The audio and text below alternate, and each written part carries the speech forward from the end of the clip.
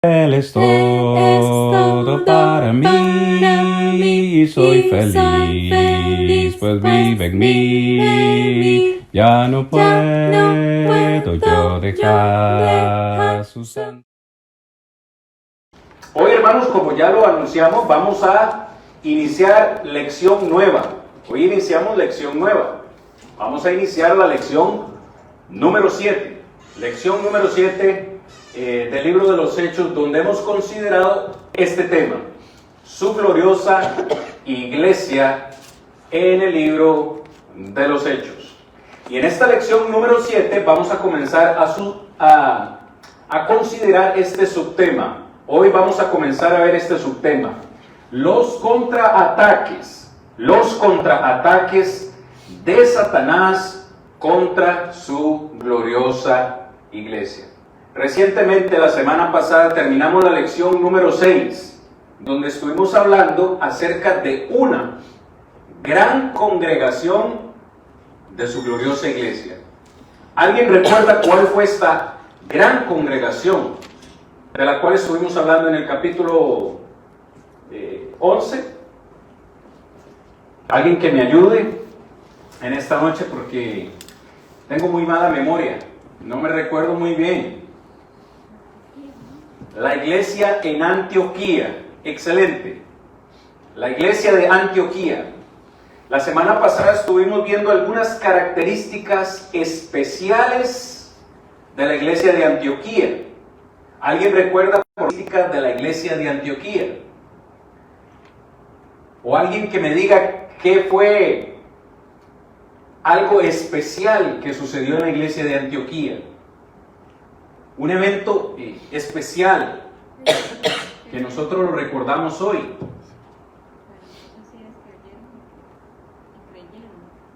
¿Creyeron? ¿Creyeron a qué? Al Evangelio. ¿Cuántas personas se convirtieron en la iglesia de Antioquía? Estoy compartiendo con ustedes las últimas dos clases. ¿Recuerdan? Hay un acontecimiento especial que sucedió en la iglesia de Antioquía. Hechos 11:26. A los discípulos del Señor se les llamó cristianos por primera vez en Antioquía. Ese título que nosotros hoy llevamos, título que cargamos con orgullo, pues resulta ser que a los discípulos se les llamó cristianos por primera vez en Antioquía, en esta iglesia en Antioquía. Pregunta: ¿la iglesia de Antioquía estaba mayormente compuesta de judíos? Estoy haciendo apenas un examen, un repaso, hermanos. Imagínense que yo tomo tiempo para preparar, editarlo, subirlo a nuestra página de Facebook. Y yo espero que todos lo vean. Díganme si recuerdan, ¿la iglesia de Antioquía estaba compuesta mayormente de judíos o de gentiles? Hay un 50-50. Un 50 y 50% de probabilidades que falle en la respuesta. Versículo 19 y 20 del capítulo 11. Hechos capítulo 11, versículos 19 y 20.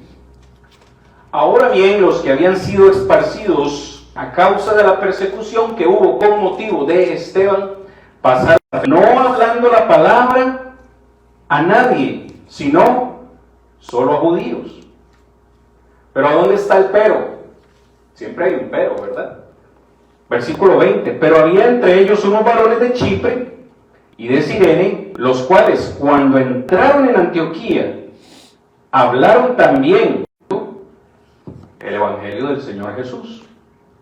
La iglesia de Antioquía era una iglesia mixta, una iglesia que estaba compuesta de judíos y una mayor parte también de gentiles. ¿Cuántos se convirtieron ahí en Antioquía?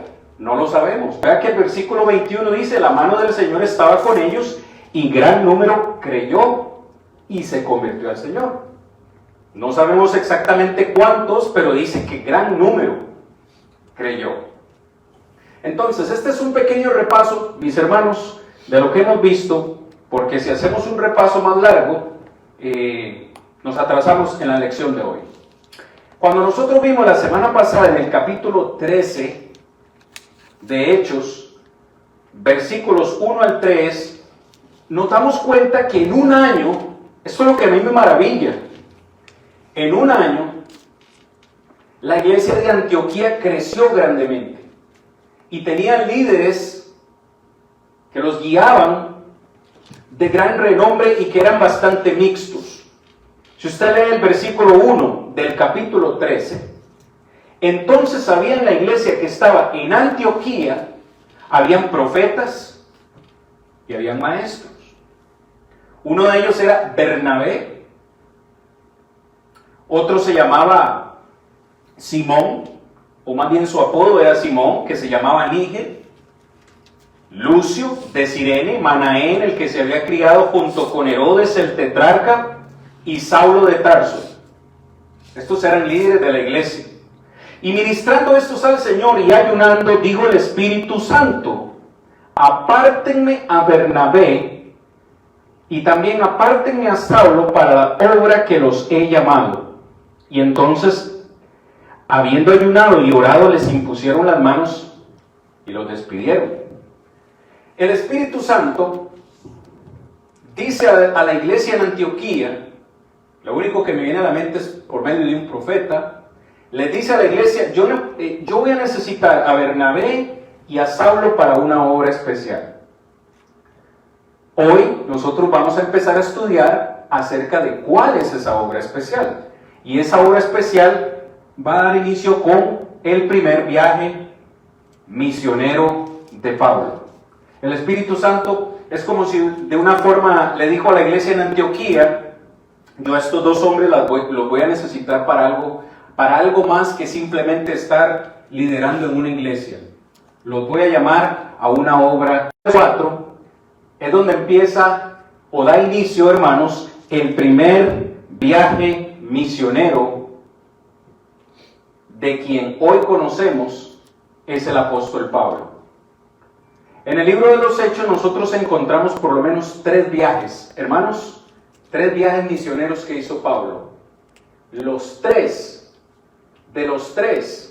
por lo menos de 2, salió de la iglesia en Antioquía. La iglesia en Antioquía se va a convertir en el centro de operaciones del apóstol Pablo.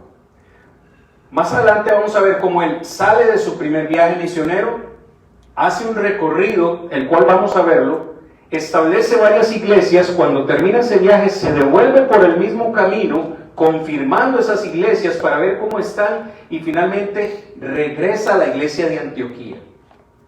Hermano, la iglesia de Antioquía fue una iglesia poderosa, misionera y con grandes características que nosotros creo que nos vayamos preparando, así como un anuncio. El próximo domingo, en la lección del domingo, vamos a empezar a estudiar, si Dios lo permite, geografía bíblica. Realmente nos enriquece mucho el conocimiento bíblico, conocer de geografía, y nos aumenta bastante la fe. Mientras vamos leyendo, hermanos, vamos a ir analizando este mapa que tengo para ustedes en la presentación. Verso 4. ¿A dónde se encontraban ellos? En el versículo 3. Vamos a ver si por aquí encuentro un regalito que me habían hecho. Sí, aquí está. Un regalito de mi esposa. ¿A dónde se encontraban ellos? En Hechos 13:3. En Antioquía. Se lo señalo con el puntito rojo, hermanos. Por cierto, esta es Antioquía de Siria. Porque más adelante vamos a ver que hay otra Antioquía, Antioquía de Pisidia. Ellos se encuentran acá, en Antioquía. Para el verso 4 dice, ellos entonces, verso 4, Ellos entonces, enviados por el Espíritu Santo, descendieron a Seleucia y de ahí navegaron a Chipre. Ellos están en Antioquía, nos dice que descendieron, no sé si son capaces de verlo desde ahí, pero está en color anaranjado, color naranja. Descendieron a Seleucia, que es un puerto, y de ahí dice que navegaron a Chipre. Chipre es esta isla que encontramos aquí en el mar Mediterráneo. Note el viaje que hicieron estos dos hombres. Verso 5. Llegados a Salamina. A mí me encanta la precisión, hermanos, con la que Lucas escribe, porque nos habla de lugares reales. Y es aquí donde la geografía nos aumenta realmente la fe. Nos habla de lugares y eventos reales que existen el día de hoy. Vea la precisión, dice que llegados a Salamina, este punto de aquí, ¿qué hicieron en Salamina? ¿O qué hicieron ahí? Anunciaban la palabra de Dios en las sinagogas de los judíos. El lugar de reunión común de los judíos, la sinagoga. Luego dice, tenían también a Juan Marcos de ayudante. ¿Ok? Verso 7. Y habiendo atravesado toda la isla hasta Pafos, véanlo aquí mis hermanos, toda la isla atravesaron ellos hasta este otro puerto en Pafos. Y en Pafos hallaron a cierto mago, falso profeta, judío, llamado Bar Jesús, que estaba con el procónsul Sergio Paulo, varón prudente, que llamando a Bernabé y a Saulo, subraye por favor en su Biblia, deseaba oír la palabra de Dios. Cosa que hoy es difícil encontrar en el mundo. Alguien que tenga el deseo de oír la palabra de Dios. Versículo 8, pero le resistía Elimas, el mago, pues así se traduce su nombre, procurando apartar de la fe al procónsul. Entonces Saulo, que también es Pablo, lleno del Espíritu Santo, fijando en él los ojos, dijo, o lleno de todo engaño y de toda maldad, hijo del diablo, enemigo de toda justicia, ¿no cesarás de transformar los caminos rectos del Señor? Ahora pues, he aquí la mano del Señor está contra ti y serás ciego y no verás el sol por algún tiempo. E inmediatamente cayeron sobre él oscuridad y tinieblas, y andando alrededor buscaba quien le condujera de la doctrina del Señor. Yo le quiero sugerir, hermanos, por favor, que subraye en el verso 12 la palabra creyó. Y que la subraye porque en los siguientes versículos vamos a ver cómo esta palabra continúa apareciendo. Y esta palabra, que en el griego es pisteos, lleva en sí la idea no solamente de, creí, está bien, no. Lleva la idea de hacer algo más. Es decir, que cuando en el Hechos encontramos la palabra creyó, se entiende que estas personas dieron el paso del bautismo. No fue solamente, creyeron y se maravillaron y no hicieron nada. No, creer en el libro de los Hechos lleva implícito una acción. O sea, estas personas, lo que vieron las motivó a hacer algo con su vida espiritual. Y en este caso, todos entendemos que el punto final de realmente creer el Evangelio es llegar al bautismo. Muy bien, como es costumbre, nos ayudamos, hermanos, con la presentación. Los contraataques de Satanás contra su gloriosa iglesia. Siempre que queremos hacer algo bueno en la obra del Señor, el enemigo, el diablo, siempre estará dispuesto para hacer la contraparte. Me encanta porque Efesios dice que no tenemos lucha contra carne ni sangre. Nosotros tenemos una batalla diaria, hermanos. Primera de Pedro capítulo 5 versículo 8 dice que Satanás anda como león rugiente buscando a quien devorar. Y en ese texto se describe al diablo como un adversario, un enemigo, que anda buscando a quien devorar. Pues aquí vemos la obra del diablo en estos primeros versículos que hemos leído. El uso que el diablo le da a los falsos maestros. El diablo usa a los falsos maestros. ¿Qué encontramos en la historia que acabamos de leer? A Bernabé y a Saulo, llegando a una ciudad, predicando en la sinagoga, y había un hombre que tenía el deseo de escuchar. ¿Cómo se llamaba ese hombre? Sergio Paulo, verso 7. ¿Cómo se llamaba el mago? Este falso profeta, Bar Jesús. O si usted quiere usar el verso 8, Elimas. Pues así se traduce su nombre. Este Bar Jesús era un falso profeta. ¿Qué fue lo que hizo? ¿Qué fue lo que hizo este hombre cuando se dio cuenta que el procónsul deseaba oír la palabra del Señor? Hizo varias cosas. En primer lugar, verso 8. Verso 8, hermanos. Pero le resistía Elimas el mago. Esa palabra resistía lleva la idea de seguir de pie enfrente. Es decir, como cuando alguien, yo nunca he estado en esa situación, probablemente usted tampoco, pero para que tengamos una idea, esa palabra resistía lleva la idea como cuando alguien quiere pelear y se pone al frente de otra persona. Y, ¿verdad? Claro, yo nunca he estado en esa situación, pero como cuando alguien quiere pelear con usted, quiere irse a las manos y le saca el pecho. ¿Qué? Este hombre dice, Bar Jesús, se puso delante de Pablo y de Bernabé y les resistía. Quería pelear, quería discutir. Estaba listo para oponerse a la predicación de ellos. Eso fue lo primero que hizo. ¿Cuál fue su motivación principal? Según el texto, dice, procuraba apartar completamente al procónsul de la fe. Es lo que dice el versículo 8.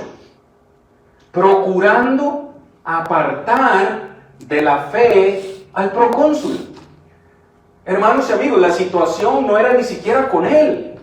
Él no tenía el deseo de su falso profeta, este mago, como usted le quiera llamar. Se dio cuenta de que alguien ansiaba oír la palabra de Dios. Él quería oponerse.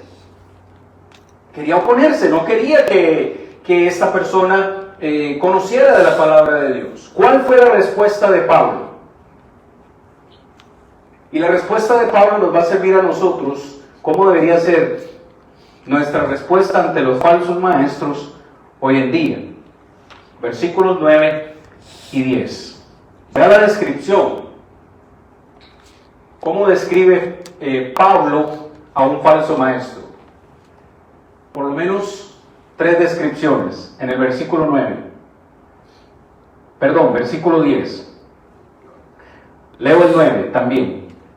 Pablo, lleno del Espíritu Santo, viéndolo a los ojos. Yo me lo imagino al falso profeta aquí queriendo discutir, y Pablo enfrente, viéndolo a los ojos, sin temor alguno, le dijo estas palabras en el verso 10. Hoy lleno de todo engaño. En primer lugar está la primera descripción que Pablo da de lo que es un falso maestro. Alguien que está lleno de todo engaño. En segundo lugar, le dice, y lleno de toda maldad. Lleno de todo fraude, en otras palabras.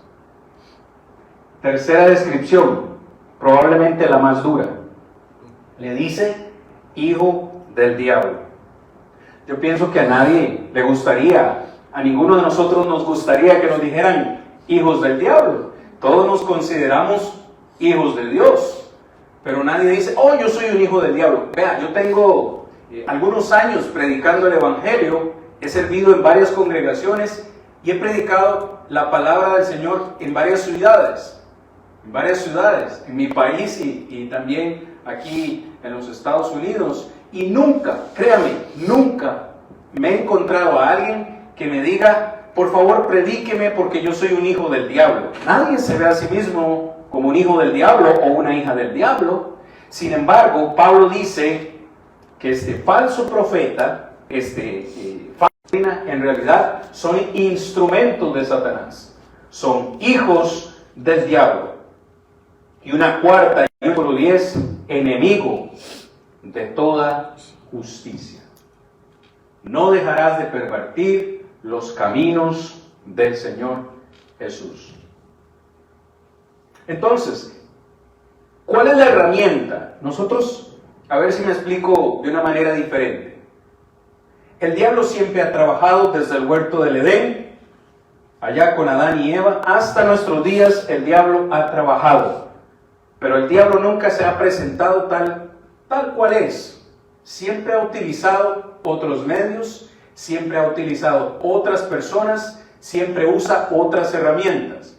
En la historia que acabamos de leer, ¿cómo se personificó Satanás o cuál fue su herramienta? En este caso, utilizó a un falso maestro. Maestros.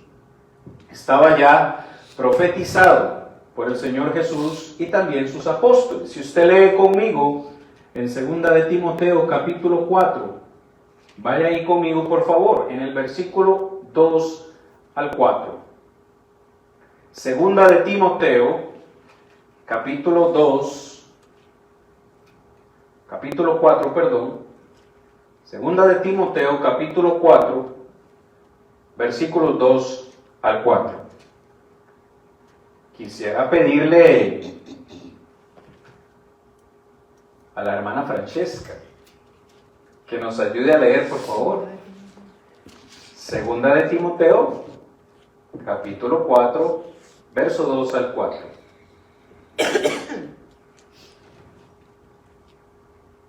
Que prediques la palabra, que insistes a tiempo y fuera de tiempo, redarguye, reprende, exhorta con toda paciencia y doctrina, porque vendrá tiempo cuando no sufrirán la sana doctrina, sino que teniendo comezón de oír se amonestarán maestros conformes a su propia concupiscencia. Verso 4 también. Y apartarán de la verdad y el oído y se volverán a la fábula. Gracias.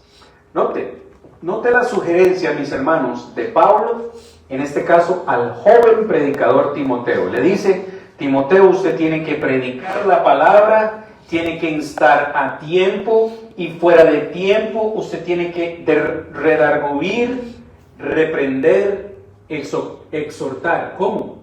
Dice, con toda paciencia y con toda doctrina. ¿Por qué? ¿Por qué, Pablo? ¿Por qué tengo que predicar así? Porque vendrá tiempo cuando no sufrirán la sana doctrina.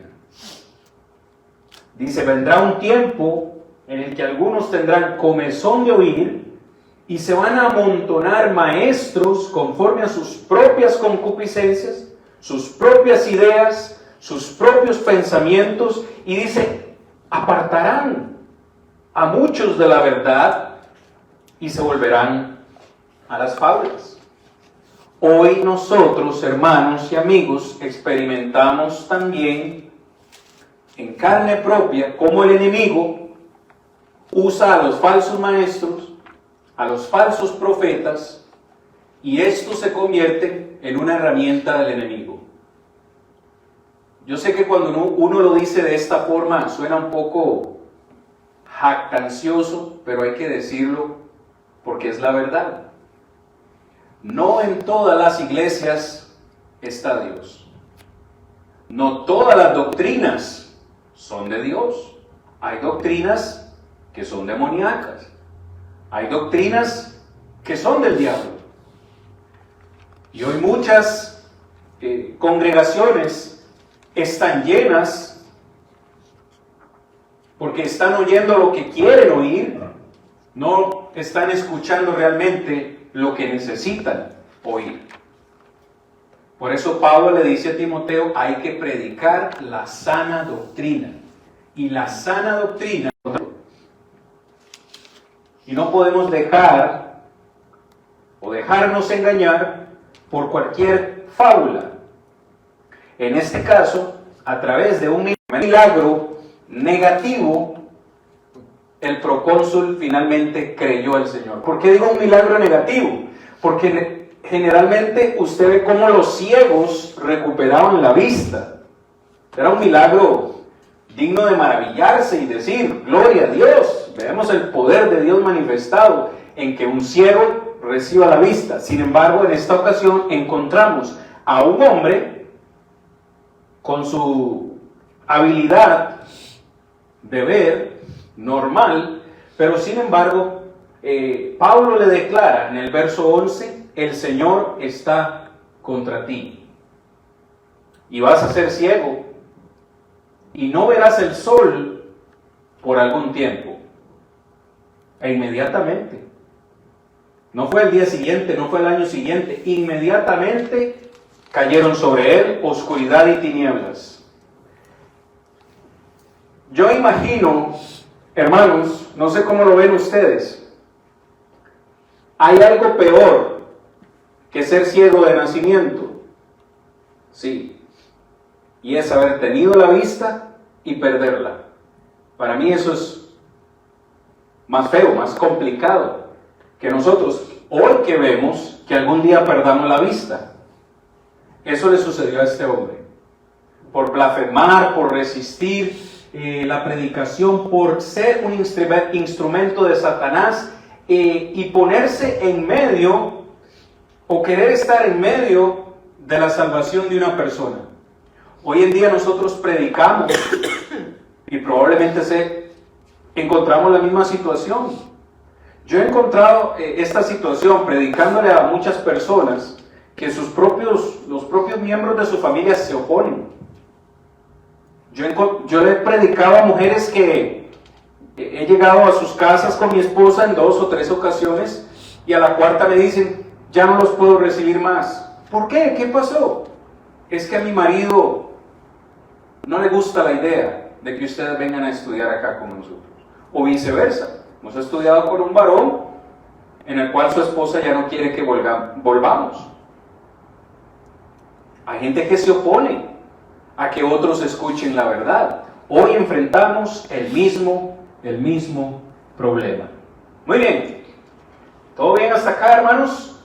Como lo mencioné en el versículo 12, finalmente, después de este milagro negativo, el procónsul dice, viendo lo que había sucedido, ¿qué fue lo que había sucedido? El hombre quedó ciego. Dice, creyó maravillado de la doctrina del Señor. Muy bien. Siguiente mapa, para seguir leyendo, hermanos, verso 13. Verso 13. Habiendo zarpado de Pafos, ¿a dónde estaban ellos? ¿A dónde aconteció esto? Nombre paradójico, ¿verdad? Bar Jesús quedó ciego, sucedió aquí en Pafos. De ahí dice que zarparon, hermanos, Pablo y sus compañeros. Vamos leyendo, hermanos, para que nos metamos en la historia, porfa. Esto es historia real. Cuando dice que zarparon Pablo y sus compañeros, ¿quiénes eran sus compañeros? Eran por lo menos 2. Bernabé y Juan Marcos, correcto. Bernabé y Juan Marcos dice que arribaron a Perge de Panfilia. Perge de Panfilia no está escrito, pero es esta banderita que está aquí arriba. Note este recorrido. Hasta esta banderita. Hasta ahí viajaron y ahí sucedió algo muy triste. Por lo menos para mí. Sucedió algo muy triste. Quisiera saber la causa del por qué, pero Lucas no lo escribe. ¿Qué pasó ahí? Pero Juan, apartándose de ellos, volvió a Jerusalén. O sea, Juan Marcos estaba aquí con ellos y tuvo la disposición de venir hasta acá. Pero por alguna razón, cuando llegaron acá, Juan Marcos dijo, yo me devuelvo. No quiero seguir. Y eso ya yo lo estoy diciendo, no lo dice la Biblia. No quiero seguir en este viaje. O no puedo seguir en este viaje. La razón no la sabemos, pero dice que Juan Marcos se regresó de aquí, note hermanos, hasta Jerusalén. Mire qué viaje más largo. Antes de seguir en el ministerio con Pablo y Bernabé, yo digo que la razón tuvo que haber sido de mucho peso. correo electrónico, que alguien de la familia estaba enfermo, que su madre estaba agonizando, algo le avisó el Facebook ahí, no sé. Pero Juan Marcos dijo, yo me regreso. A mí me parece irrelevante, me parece muy relevante eso, para lo que vamos a ver luego en el capítulo 14 y 15. Pero bien, sigamos leyendo, hermanos. Ellos, pasando de Perge, llegaron ¿a dónde? Antioquía de Pisidia. No lo vemos en este mapa, pero Antioquía de Pisidia, hermanos, quedaría un poco más aquí arriba. Recuerdan que memorizaran Antioquía de Siria, estaba como por aquí. Antioquía de Pisidia está en esta región de aquí más arriba. Ellos llegaron ahí, sinagoga, un día de reposo, y se sentaron. Era usual, hermanos, era usual que Pablo usara la sinagoga de los judíos. ¿Por qué? Porque era el lugar donde ellos se reunían, como para nosotros la iglesia los días domingos. De seguro iban a haber mucha gente reunida, y Pablo escogía estos lugares. Él buscaba la oportunidad de predicarle a la mayor cantidad de gente posible. Bueno, aquí va a suceder algo interesante, hermanos. Vamos leyendo despacito. Espero que todos tengamos algo con qué subrayar, porque he subrayado algunas palabras en esta lectura, porque esta predicación de Pablo me parece fascinante. Dice el versículo 14, una vez más: ellos llegando a Perge, o pasando de Perge, llegaron a Antioquía de Pisidia y entraron en la sinagoga un día de reposo y se sentaron. Y después de la lectura de la ley y los profetas, los principales de la sinagoga mandaron a decirles: hey, varones hermanos, si tenéis alguna palabra de exhortación para el pueblo, hablad. Probablemente después dijeron: vaya, qué error cometimos. Ahora no le hubiéramos dado la palabra a este hombre. Pero le están dando la palabra a Pablo, y Pablo no era un hombre que desaprovechaba una oportunidad para predicar de Cristo. Verso 16. Entonces Pablo, levantándose, echa señal de silencio con la mano. Atención. Así que el domingo vengo y les digo: varones israelitas y los que temen a Dios, oyen. Yo me imagino a todos poniendo atención. ¿Qué va a decir este hombre? ¿Qué nuevo nos tiene que decir? Verso 17, aquí es donde empieza su predicación. El Dios de este pueblo. ¿De quién va a predicar Pablo, hermanos? De Dios. Y quiero que subraye algunos verbos, cosas que hace Dios o que hizo Dios. El Dios de este pueblo de Israel, número 1, escogió. Subraye, escogió a nuestros padres. ¿Cuáles eran los padres de ellos? ¿Cuáles eran los padres de la fe del pueblo de Israel? Abraham, Isaac y Jacob. Vea cómo empieza. Dice: y, subraye, enalteció al pueblo, siendo ellos extranjeros en tierra de Egipto, y con brazo levantado los, subraye, los sacó de ella.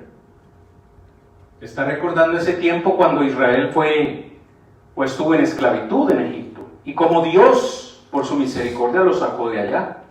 Me encanta el verso 18. Y por un tiempo como de 40 años los, subraye, los soportó en el desierto. ¿Será que Dios nos está soportando hoy a nosotros todavía? ¿Está soportando a esta humanidad que vive en desobediencia? Verso 19. Y habiendo destruido 7 naciones en la tierra de Canaán, les, subraye, les dio herencia, en herencia su territorio. Después, como por 450 años, les dio jueces. Una pregunta sencilla. ¿Quién fue el sucesor de Moisés? Josué. Amén. ¿Quién fue el sucesor de Josué? Después de que Josué murió, ¿quién quedó a cargo del pueblo de Israel?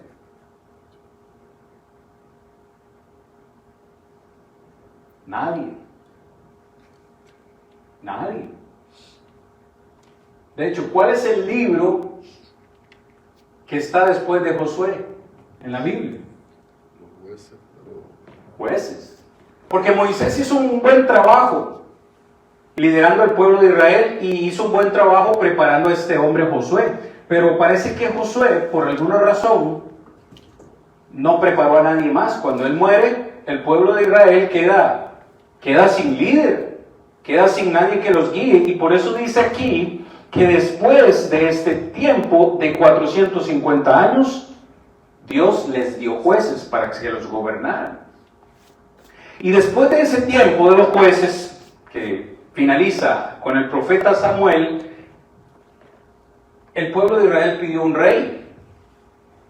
Que por cierto, cuando usted lee primera de Samuel 8:5, se da cuenta que ellos lo hicieron porque habían visto eso en otras naciones paganas.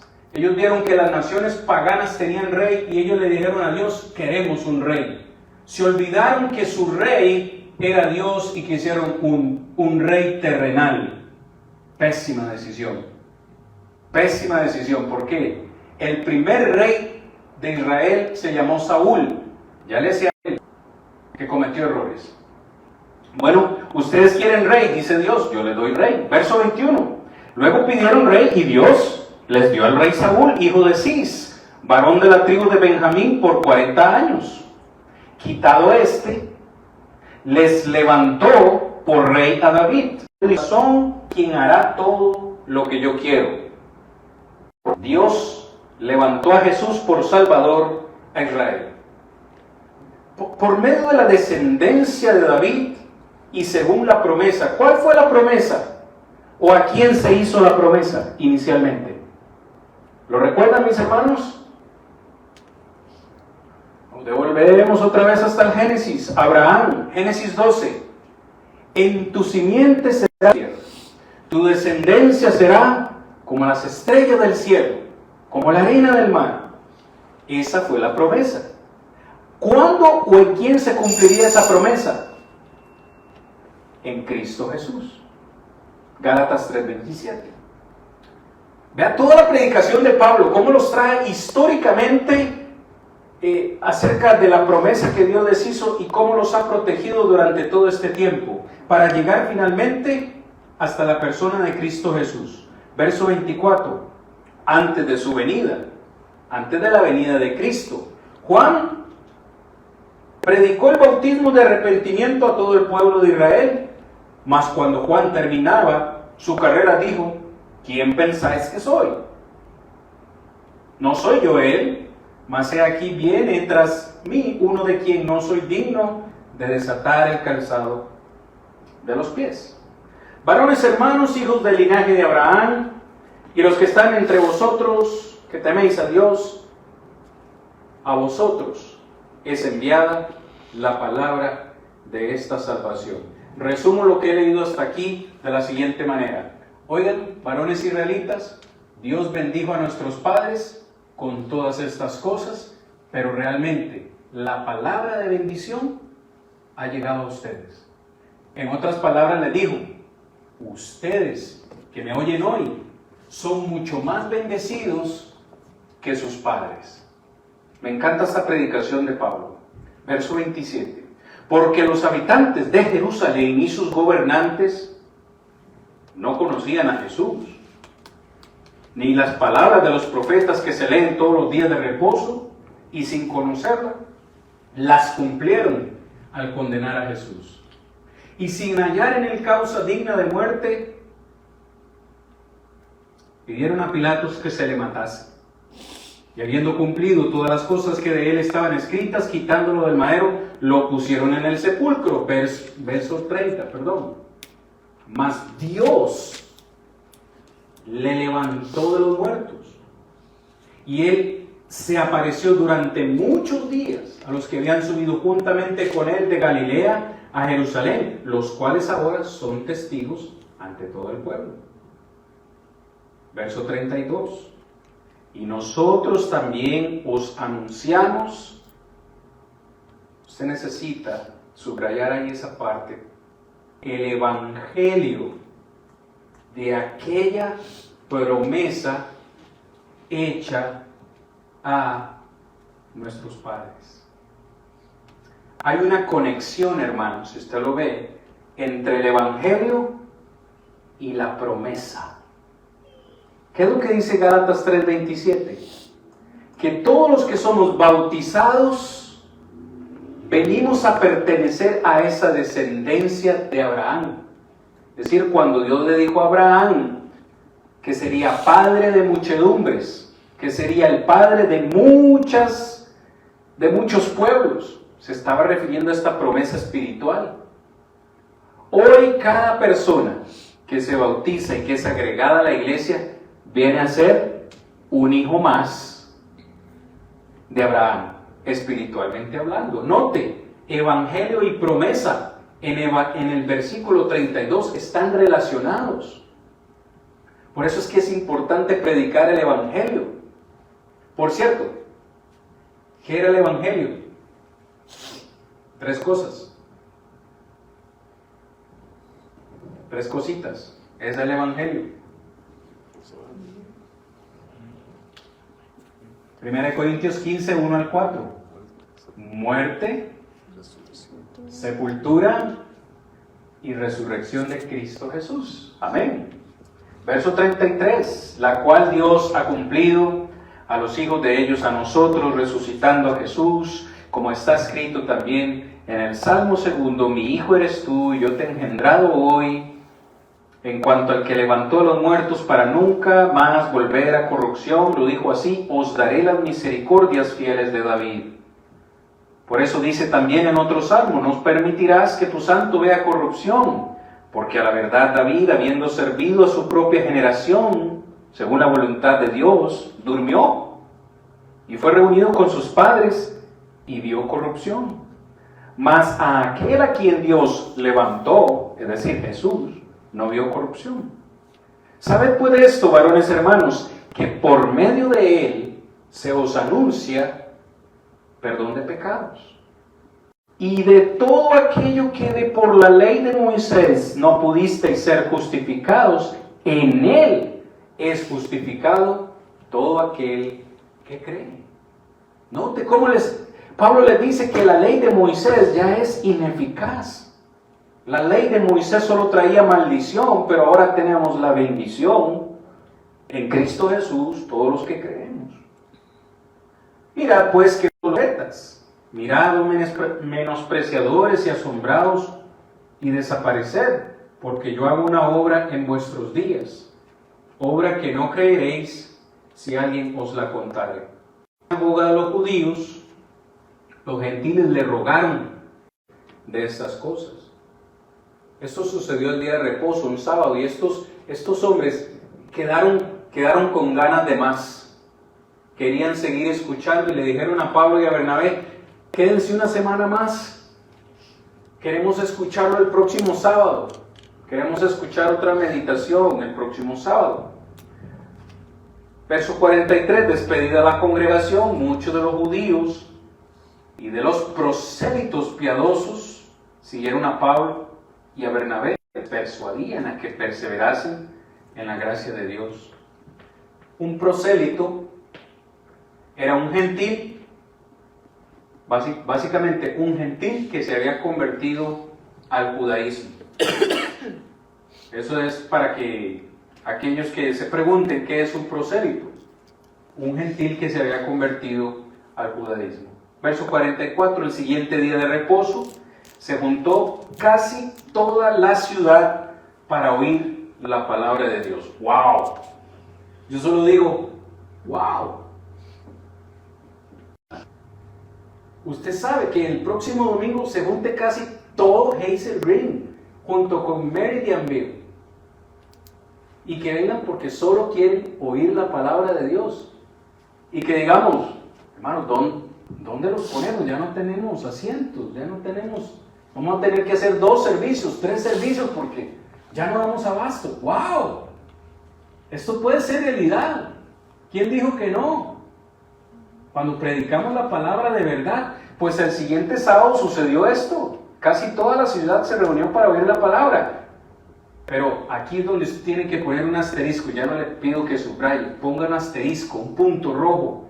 Donde ve que la obra de Dios está surgiendo, Él tiene también que ponerse a trabajar. Verso 45. Pero viendo los judíos, la muchedumbre, es decir, ese montón de gente que quiere oír a estos hombres, a estos predicadores, dice, se llenaron de celos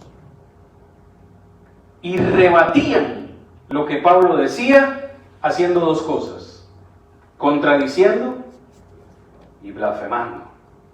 Entonces Pablo y Bernabé, hablando con denuedo, que denuedo es valentía, sin miedo, dijeron, a vosotros judíos, a vosotros a la verdad era necesario que se os hablase primero la palabra de Dios. Por eso es que él iba a las sinagogas, porque él quería predicarle primero a los judíos. Pero estos son los que se oponían. Dice, más puesto que la desecháis, como ustedes no la quieren, y no se juzgan dignos de la vida eterna, he aquí nos volvemos a los gentiles. Muy fácil, ustedes no quieren oír esta palabra de salvación, la predicamos a los gentiles. ¿Y qué pasó con los gentiles? ¿Qué pasó con los gentiles cuando escucharon esas palabras? Verso 48. Los gentiles oyendo esto, se regocijaban y glorificaban la palabra del Señor. ¿Y qué hicieron después? Creyeron. Ya les dije qué significa creer en el libro de los Hechos. No es que hoy sí creímos y se alegraron nada más. Eso lleva implícito una obediencia. Lo que ellos creyeron los llevó a tomar la decisión de entregar su vida al Señor en el bautismo. Creyeron todos los que estaban ordenados para la vida eterna. Me encanta esa expresión, porque la gracia de Dios está dispuesta para todo mundo, pero no todo mundo quiere recibir la gracia de Dios. Sin embargo, ya Dios sabe, en su sabiduría, en su eterna omnisciencia, ya Él sabe quiénes serán salvos. Por eso dice, creyeron todos los que estaban ordenados para la vida eterna. Y la palabra del Señor se difundía por toda aquella provincia, verso 49. Ya no solo en esa ciudad, sino en toda la provincia. Imagine usted. Pero los judíos instigaron a mujeres piadosas y distinguidas a sacarlo de sus límites. Lo sacaron de la ciudad. Este hombre es un peligro. Este hombre nos va a alborotar la ciudad. No, mejor expulsémoslo de nuestros límites. Ellos entonces, sacudiéndose contra ellos el polvo de sus pies, llegaron a Iconio. Y los discípulos estaban llenos de gozo y del Espíritu Santo. Hermanos, esa expresión, se sacudieron el polvo de los pies, fue una práctica muy particular en aquel entonces, como hacemos nosotros hoy. Bueno, nuestra responsabilidad con ustedes ya terminó. El día del juicio, nosotros estamos libres de la sangre de ustedes. Ya nosotros les predicamos, ustedes no quisieron escuchar. Eso era una práctica muy común cuando alguien no quería escuchar la palabra. Ellos se sacudían el polvo de sus pies. Era una forma de decir, aquí dejamos toda responsabilidad. ¿Qué es lo que vemos en esta segunda parte? En esta larga lectura que hemos hecho. Precisamente esto. El uso que Satanás le da a las malas actitudes de las personas. Pablo y Bernabé predicaron sobre la promesa de Dios. Ya lo leímos. La promesa hecha a Israel, la promesa hecha a David, la promesa hecha a Abraham y la promesa hecha a todos nosotros. Sin embargo, los judíos se llenaron de envidia. Es increíble que a veces cuando uno predica la palabra de Dios, a la gente no le gusta. se llenan de envidia. Pero envidia, bueno, no sé si hay envidia de la buena, pero hay gente que tiene envidia de la mala. De verdad que, se bautizaron, pero, yo hubiera querido que no se bautizaran. Están bien alegres en la iglesia. Yo hubiera preferido que no se hubieran convertido al Señor. Es la actitud de estos judíos.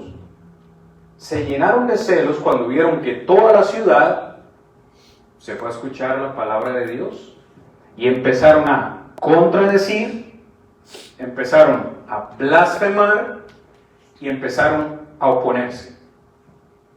Como generalmente ellos no podían solos, lo que hacían era buscar más gente. Y cuando usted llega al versículo 50 que acabamos de leer, dice que instigaron, presionaron incluso a las mujeres piadosas de la ciudad, buscaron incluso mujeres distinguidas, buscaron incluso a los principales de la ciudad. Yo me imagino todo esto una revuelta. El texto no lo dice, pero cuando vemos esa expresión, gente de poder económico, los principales de la ciudad, veo gobernantes, veo cuestiones legales aquí. O sea, estos hombres no los podemos sacar nosotros solos, busquemos ayuda, vayamos a lo legal, para que estos hombres los podamos expulsar de la ciudad, para que no puedan seguir aquí. Y no es esto, hermano, lo que vivimos también hoy en día. El diablo siempre va a querer destruir la iglesia. Sabe que no va a poder, pero va a luchar para estarnos molestando. Va a usar a los gobernantes para cerrar nuestros edificios. Sabemos, esto no es un mito, no es una leyenda. Sabemos que hay muchos países ya donde a los cristianos están sufriendo persecución, donde no pueden reunirse e incluso les matan por su fe. Y hoy, tratándose del COVID-19 o en nombre de la salud, se nos está empezando a prohibir, ya en algunos países, a cerrar nuestros edificios y que no podemos congregarnos.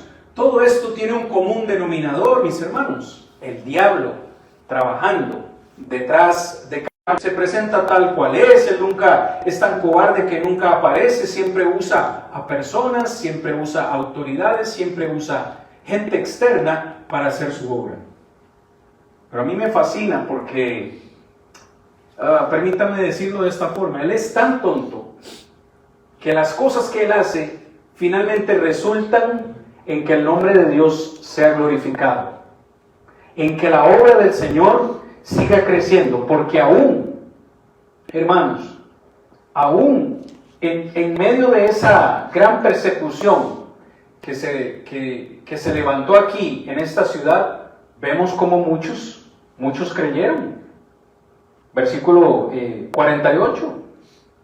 Los gentiles, oyendo esto, más bien glorificaban a Dios, se regocijaban y creyeron. Ya todos los que estaban, dice, ordenados para la vida eterna. Y a pesar de esta revuelta que hubo aquí, el verso 49 dice: la palabra del Señor se difundía por toda aquella provincia. Es decir, al final, el enemigo, el diablo, podrá usar a unos y va a apartar a unos. No digo que no. Pero al final la obra de Dios siempre va a permanecer. Siempre va a seguir adelante. Muy bien. Me encanta también el verso 52. Yo me imagino, a veces quienes me conocen, hermanos, saben que yo me meto en la Biblia y me pongo a ver las cosas que no están escritas. Aquí en el versículo 51 encontramos que Pablo y Bernabé fueron expulsados de esa ciudad. ¿Me siguen? ¿Cuántos cristianos quedaron en esa ciudad? No lo sabemos. No sabemos cuántos quedaron. ¿Sabemos cuántos quedaron? No. Pero sí sabemos cómo quedaron. ¿Cómo quedaron? Verso 52. ¿Cómo quedaron esos cristianos, esos discípulos? Y los discípulos, perdón hermana, leal, por favor, gracias. Y los discípulos estaban llenos de gozo y del Espíritu Santo. Amén. No hay nada de mayor gozo, aún en los problemas y las tribulaciones, no hay mayor gozo que saber que hemos obedecido al Señor nuestro Dios. Yo me imagino la tristeza de esos nuevos convertidos. Oh, pero me están despidiendo, me están expulsando a mis predicadores, a mi pastor se me lo están llevando, a mi predicador. Pero si nos acaban de bautizar, nos acaban de predicar y nos están expulsando de la ciudad. Imagínense cómo quedaron esos nuevos convertidos ahí. Sin embargo, el texto dice que quedaron con gozo y llenos del Espíritu Santo. Lo cual yo veo que, o por lo menos a mí me motiva, a que no hay que seguir hombres. Está bien que lo quieran a uno, pero a quien realmente debemos seguir es a Dios. Él es el que nos llena de ese gozo para seguir adelante en medio de las tribulaciones y de las pruebas. Desafortunadamente, se nos agotó el tiempo en este mapa, donde la próxima semana vamos a estudiar ya el capítulo 14. Si Dios lo permite, cuando ellos viajan de Antioquía y Derbe. Estas 4 ciudades, Antioquía, Iconio, Listra y Derbe. Hermanos, que la paz del Señor sea con ustedes. Agradezco mucho su atención, su disposición de venir a estudiar la palabra de Dios todos juntos y también por sus comentarios y sus aportes a esta lección. Los contraataques de Satanás contra su gloriosa iglesia.